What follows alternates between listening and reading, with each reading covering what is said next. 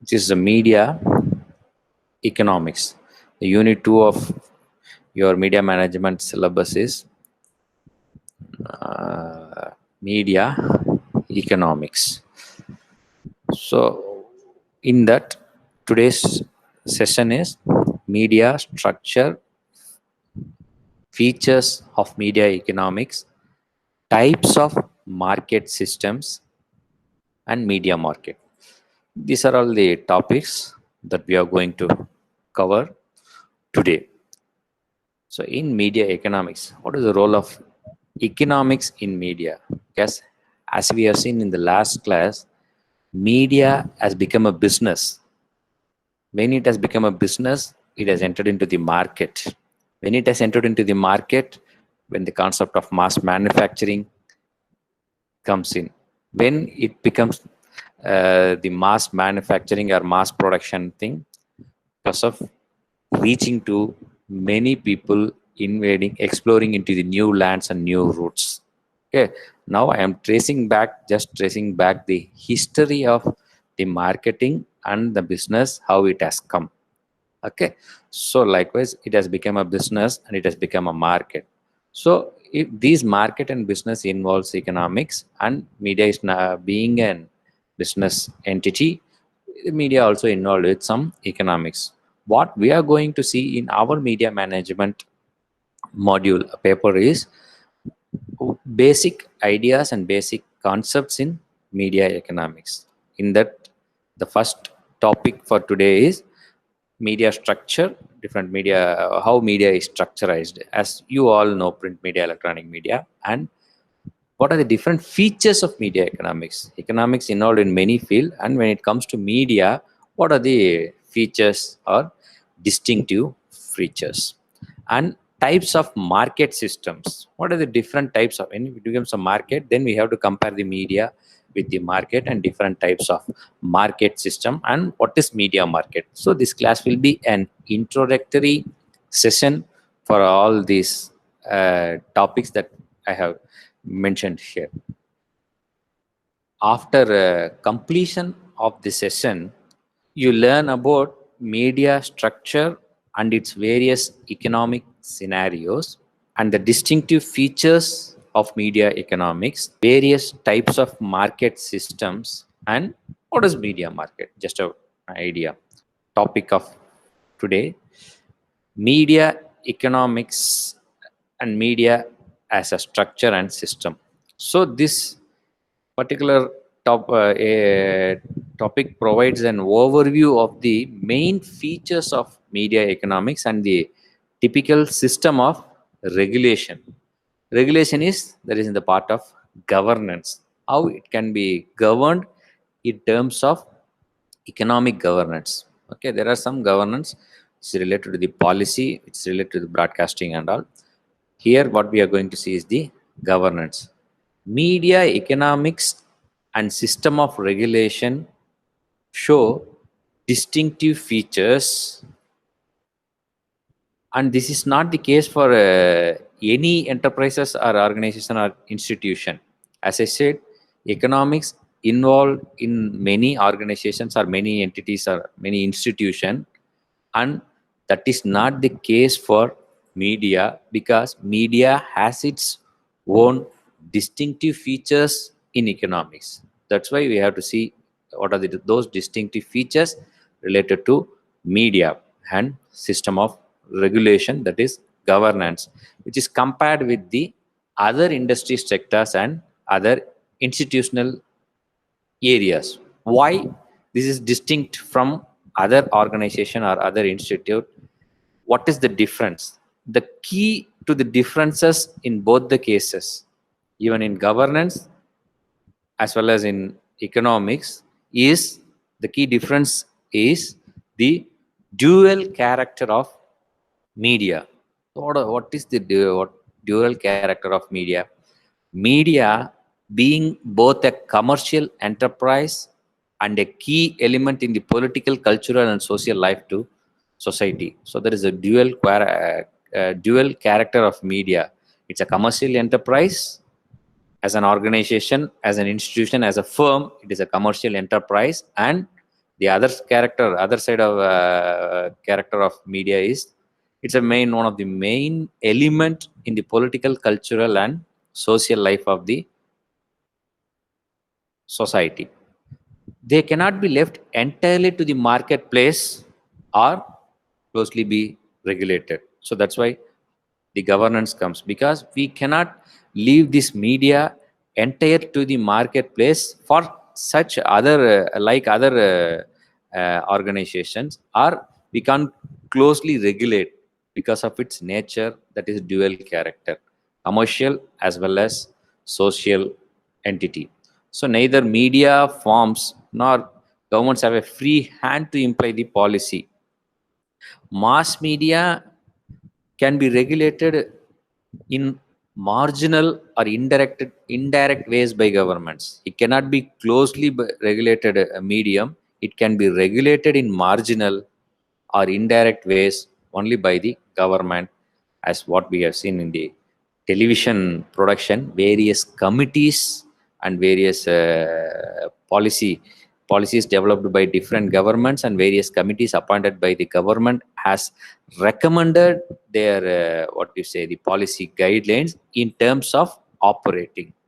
So for regulating the media, now I want to just recall uh, one of the thing that we discussed in that television production mass media policy is, after emergency Indira Gandhi came to the power. She felt that there should be some sort of regulation or control over the media, then media, uh, television and radio, to imbalance the uh, elements or message created by the free press. So the governments has recommended, appointed various committees to regulate. So what here telling is mass media can be regulated in marginal or indirect ways by governments. Just a recall of various committees and various policies developed by the government.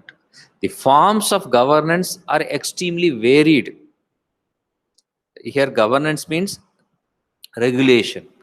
So internal governance and external governance, informal and as well as formal, and different forms of regulations are applied to different technologies of distribution. Now we are in, as we are in the different forms of technologies are available for distribution channel. So the forms of governments are rooted in the history and political cultures of each society. So that's why every now and then the committees have been appointed, and there are various amendments and changes in the regulation because of the history and political culture and the different technologies that involved in distribution of this mass media. Our concentration and the core concentration for this session and for this class is the economic concept in media, economic principles of media structure. What are the different economic principles of media structure? Different media markets and source of income. So, according to Robert George Pickard, who is an American writer and scholar, is one of the leading experts on media businesses and media policy economics. And he is considered as the father of media economic studies. He has taught at both Harvard University and University of Oxford. This is a brief bio of Robert George Pickard. According to him, a market consists of sellers that provide the same good or service or closely suitable goods or services to the same group of consumers. That is what, according to Robert George Pickard. A market consists of sellers that provide the same goods or services or closely suitable goods or services to the same group of consumers, according to Robert J. Pickard. In general, if you want to define what is a market in general, markets can be defined according to place, people, type of revenue, and the nature of the product or service. Have you got this idea of a definition for market? Yeah. According to markets can be defined according to the place, people, type of revenue, and the nature of the product or service, where you have to go back and see the history of marketing is just the distribution channel. When this distribution channel came is after the land attaining, exploring into a new land, venturing into a new people needs and the customer needs. So the market can be defined by the place where you're going to sell your product, the people whom you're going to sell, and the type of revenue and the nature of the product or service, we can define market. And a more fundamental line of economic division in the media business is between the consumer market for media products and services and the advertising market in which a service is sold to advertisers. As I said, no, this is also one of the dual functioning of a media market. You see, any media market, when you take it for economic division, media business is between two things. What? The consumer market, the customers, or the viewers, or the readers, or the listeners. So the media business is between the consumers, that is viewers, readers, or listeners for the media products. Product is the television programs, radio programs, and newspapers, news articles, news stories. And what is the next one? The services and the advertising market, where the services, the advertising service is sold to the advertisers in the form of access to the audience. As you if you remember, marketing media is not only meant for marketing. That's what we have discussed in the last class. Media is meant for not only marketing. It has its own uh, language, and it has its own agenda or functions to perform with the society, with the target audience, information, entertainment, everything. In that, marketing and advertising is a part of media. So the second, the economic division in media is the advertising market, where in which a service is sold to advertising in the form of access to the audience. So to put it in a simple term, two things for a media: consumer market for media products and services, and the advertising market, which is service to sold the advertises in the form of access to the audience. As I said, no, to define media as a business, we have to see it in a two perspective. One is the advertiser's perspective, and the other one is the target audience perspective. So this feature of media economics, if reliance on two different source of revenue.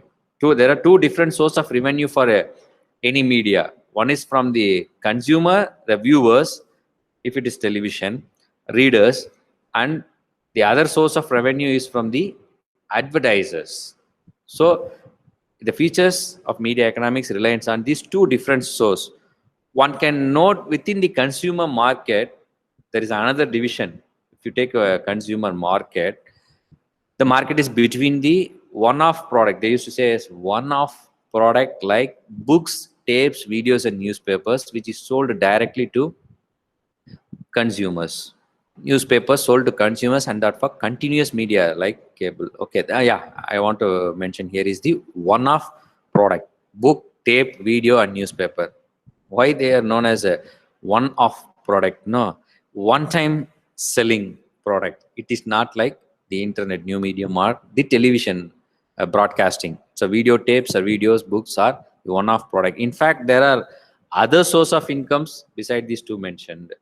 Okay, other source of income for media. What are the other source of income?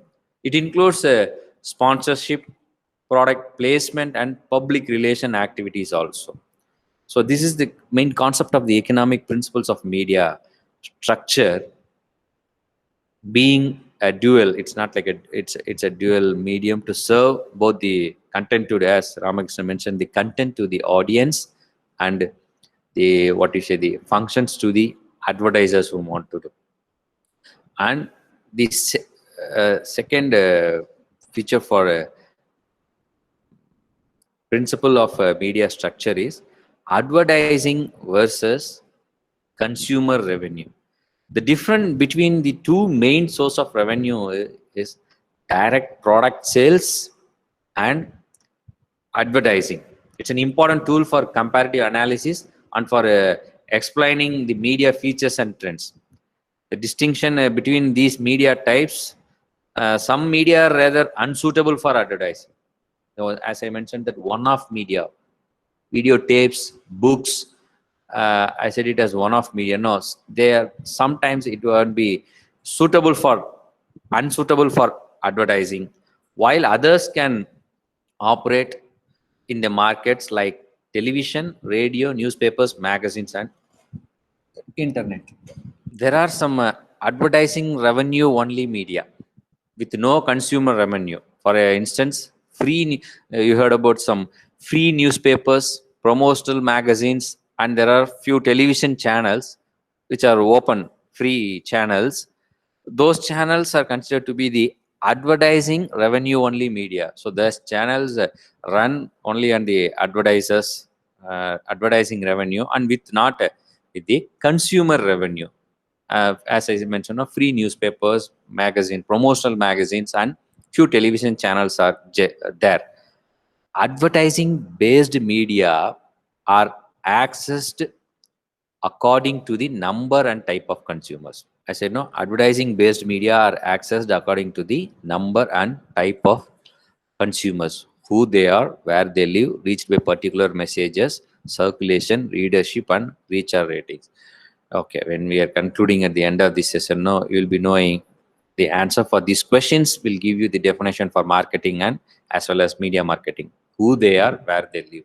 So it's the media, advertising based media are accessed according to the number and type of consumers.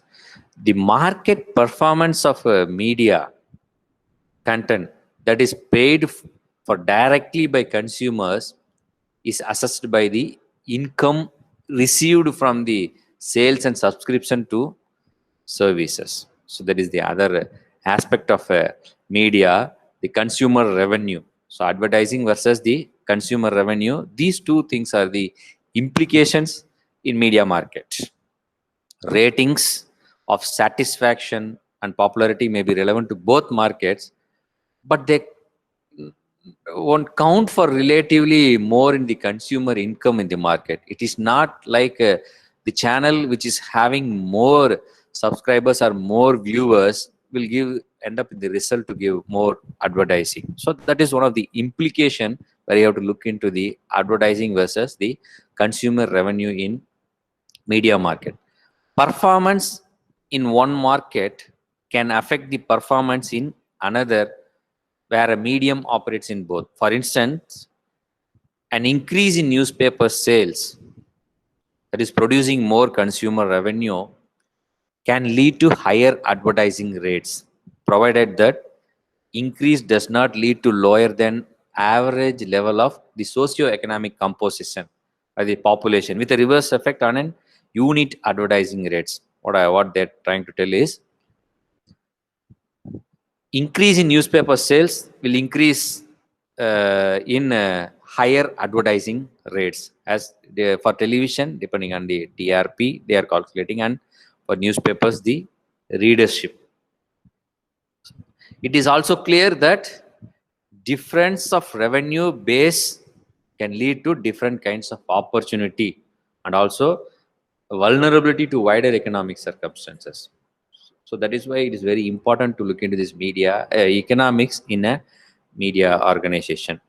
Media that are highly dependent on advertising are likely to be more sensitive to the negative impact of general economic downturns than media that sell.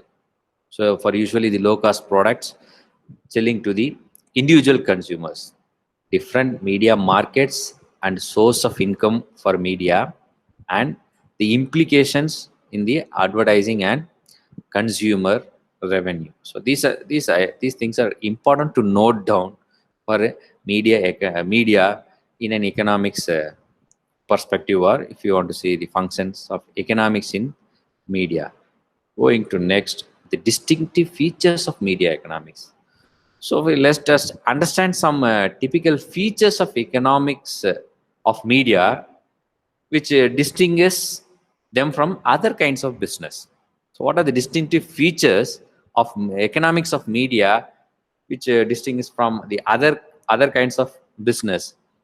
First, we have to understand media are typically hybrid or mixed in character. It operates in a dual market. What is the dual market? Selling a product to consumers and a service to advertisers. It's a dual market. So this is one of the distinctive features of media economics. It has to sell the product to consumers and service to advertisers. So this is the dual character of a media market.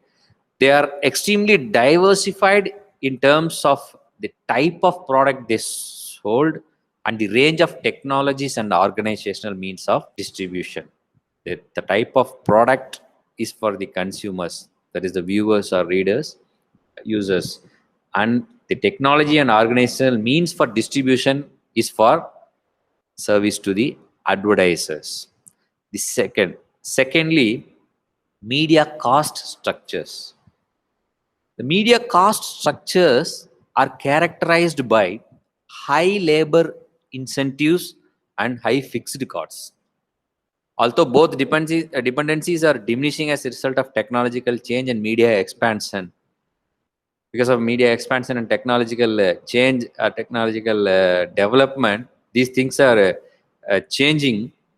So media cost structures are characterized by high fixed costs. And the third feature is high degree of uncertainty, which refers, and also the uniqueness of the product, which the high degree of uncertainty refers to the consumer evaluation. What I mentioned, the consumer evaluation, because it is still difficult to predict audience taste for music, films, or books.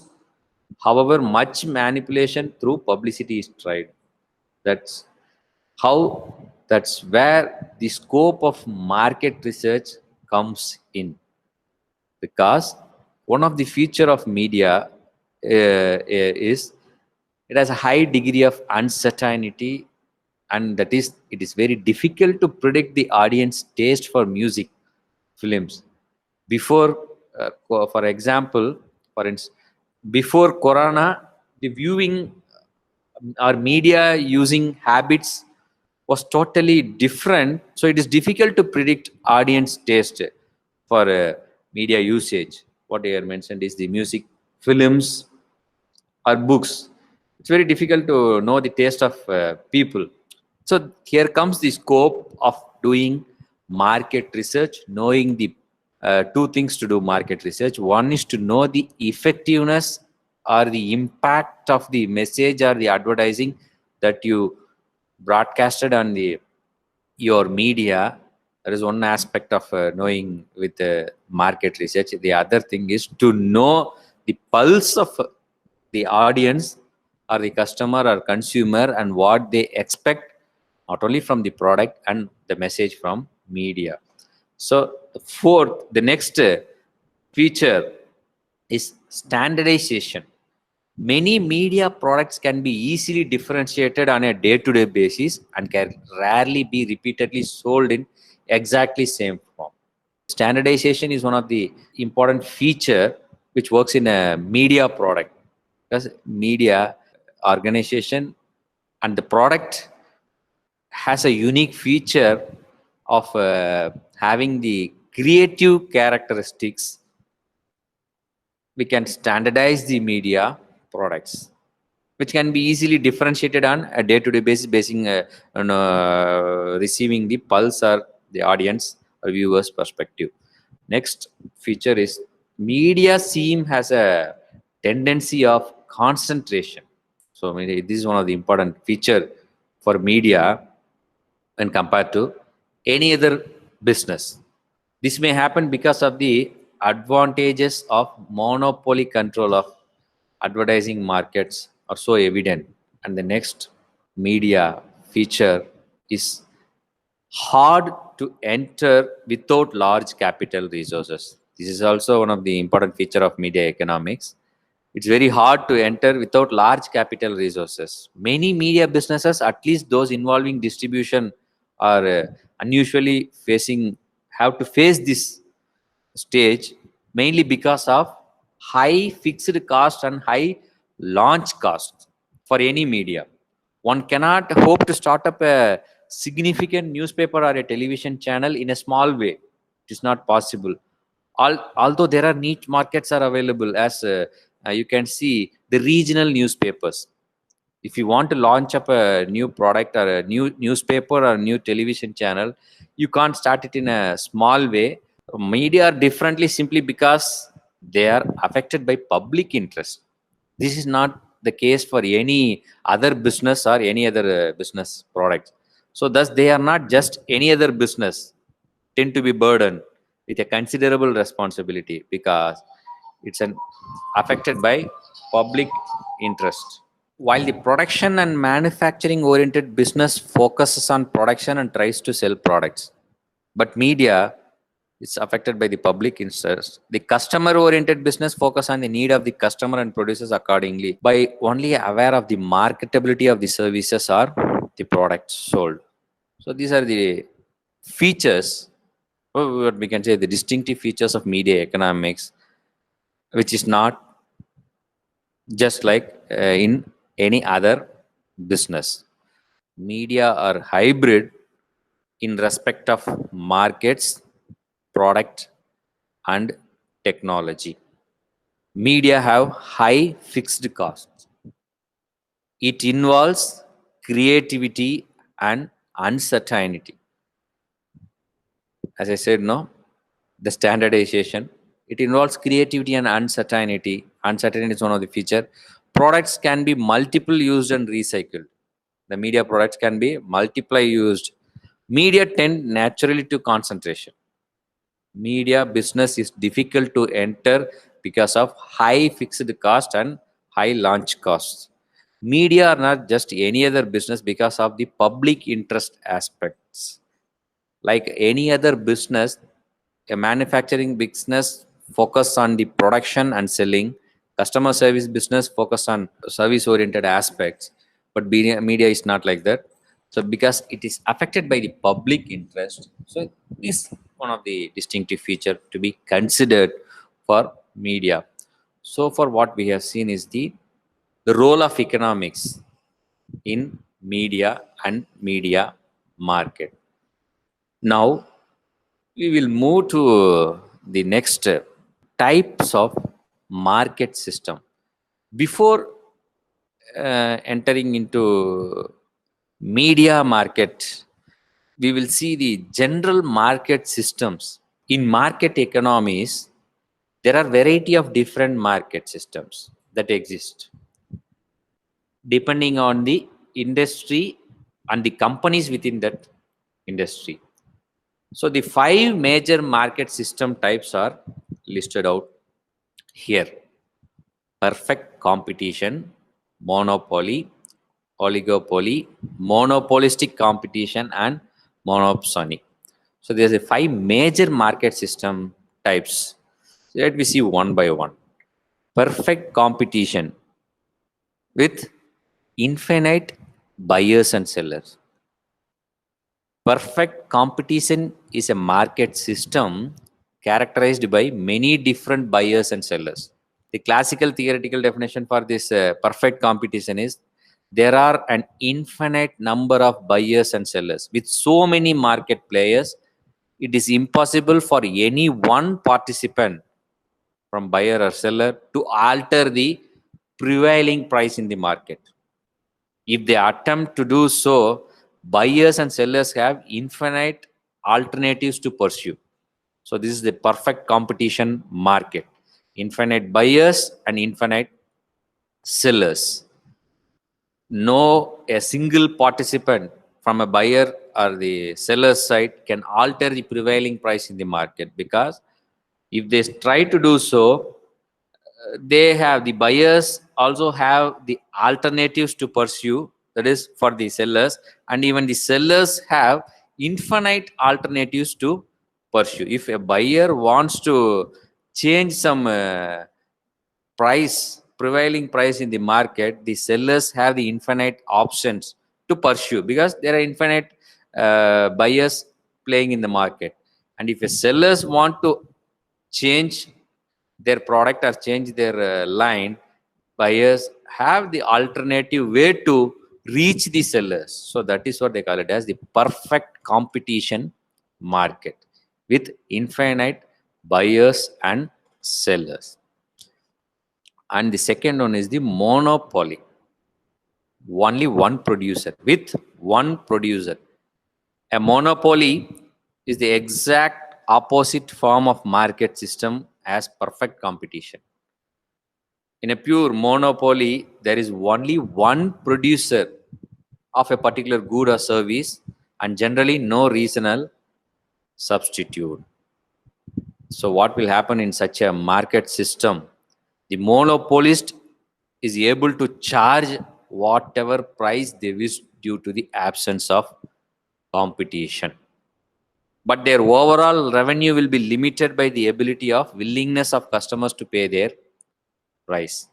So even though the monopoly is the only single player in the market who produce a particular good or service, they can't exceed their or increase their revenue price, or they can't exceed the overall revenue because of the limitation by the factor to be considered by the ability of willingness of customers to pay their price. So considering the willingness of the customers paying the price, they can't exceed their revenue. The next one is the oligopoly. An oligopoly is similar in many ways to a monopoly. The primary difference is rather than having only one producer of a goods or service, there are handful of producers, or at least a handful of producers that make up a dominant majority of the production in the market system. So these oligopolies do not have the same pricing power as monopolies. It is possible without diligent government regulations that oligopolies will collude with one another to set prices in the same way a monopolist would. This a monopoly, the same for a same particular product or service, there will be only one player or one producer. Here in oligopoly, for a particular product or particular service, there will be handful of producers. That is the only difference between monopoly and oligopoly. Next is the monopolistic competition with numerous competitors. Monopolistic competition is a type of a market system combining elements of a monopoly and perfect competition. Like a perfectly competitive market system, there are numerous competitors in the market. The difference is that each competitor is sufficiently differentiated from others. So the monopolistic is, as I said, the combination of the elements from monopoly and perfect competition. What the difference is, how it is differentiated from the others, that some can charge greater prices than a perfectly competitive firm. If you want to know the example for a monopolistic competition is, while there are many artists, so monopoly, single producer, and a perfect competition, infinite buyers and sellers. While there are many artists, each artist is different and is not perfectly substitutable with another artist. So the next one, the last one, last type of market system is monopsony. It's only one buyer. Market systems are not differentiated according to the number of suppliers in the market. They may also be differentiated according to the number of buyers. Whereas perfectly competitive market has an infinite number of buyers and sellers. Monopsony has only one buyer for a particular good or service, giving that buyer significant power in determining the price of the products produced. Here, the buyer has the significant role in determining the price of product produced. So this is general introduction for different types of general market systems prevailing in the business. So next we will see media. We will see what is media market. So general market system, what we have seen is the perfect competition, monopoly, monopsony, monopolistic, monopsony, oligopoly, monopoly, and perfect competition. Now we will get into our business. Is the media market.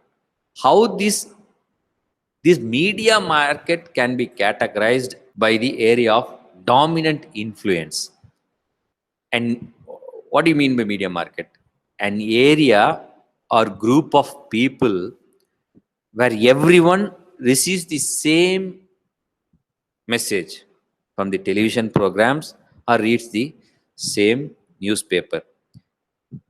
A media market describes the group of consumers that have access to the same marketing messages.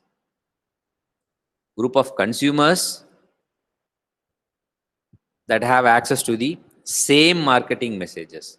Typically, media markets relate to radio, television, print medium, newspapers, magazines, online newspapers, and since now the internet plays a vital role in the marketing today. So internet media market is also another medium to be considered for delivering what we have mentioned here. The radio, television, print, newspaper, and magazine has been delivered in the internet medium, internet platform. So internet media market is also one of the another medium to be considered. Broadcast market, medium, region, market area. The primary factor in establishing a market is location or geography. So before, if you want to describe a media market, the first factor, the primary, first and foremost factor to be considered is location or geography. A media region typically consists of areas that are close in proximity to each other. This means market does not consist of different states or regions, one on the south, one on the north, one on the east, one on the west. If you take newspapers, state-wise. If you take television channel, mostly state-wise. And if you take it in a regional wise, south, north, east, and west. In short, media region consists of the areas that the media publication reaches, which typically means 2 or 3 states that run into each other. A market typically overlaps with at least one major state. If you take, for example, newspapers in North India, if you take it in the location or geography wise, some newspapers have a coverage. I'm speaking about the regional newspapers, local regional newspapers. It overlaps with other state. So media region information is used by the media outlets to sell advertising spots. Most media markets include 2 or 3 states or region like south, east, west, north. For example, in a country like ours, few of the northern states make up one media market. When comparing television media markets with radio markets, there is a noticeable size difference is there, because the television market is big when compared to the radio market, because television market tends to consist a much larger area than a radio market. Because of this is because of reach of radio station tends to be smaller than that of a television station. So that's why media region information is used by the media outlets to sell their advertising spot. So when it comes to the second character or the distinct feature of a media business is to use as a service business for advertisers. this media market plays a major role, and the media region is plays a major role, which is used by the media outlets to sell their advertising spots. For example, how this media region is identified, and how it has been charged, and how the cost has been fixed, and all has been done by the market research. For example, Nielsen Media Research, and many market research organizations are there. Market research, which tracks the viewing behavior of individual households that fall within each media market. So that is, as I said, no, before, the scope of market research companies, market research firms, which tracks the viewing behavior of individual households. This will give you the input for defining and describing the media region and the media market, which will be more helpful for any media enterprise to fix and sell their advertising spots. So what they are going to track, these market research companies? They're tracking the information, the data collecting, which includes demographics, such as our age of the individuals in the household, income levels, education levels, and other information about the consumers of the media. So the advertisers can use this information to identify whether or that not the media outlet is appropriate for its product or services. So the market media region will tells you the advertisers to take up this media outlet for their selling, for their as their medium. For example, if a company sells cosmetics for teens, it will review the information about the people and households that are in the media market to see if their target market exists within that media region. That is why this is important. So defining the media market is very important, and the primary factor is from the location and to the media region, which tells you the demographic and all the information that required for any media market. Got some idea about the media structure and the importance of a role of economics in media, and the features of media economics and why it is different from other businesses, and the market system types, and just an introduction, brief idea about the media market.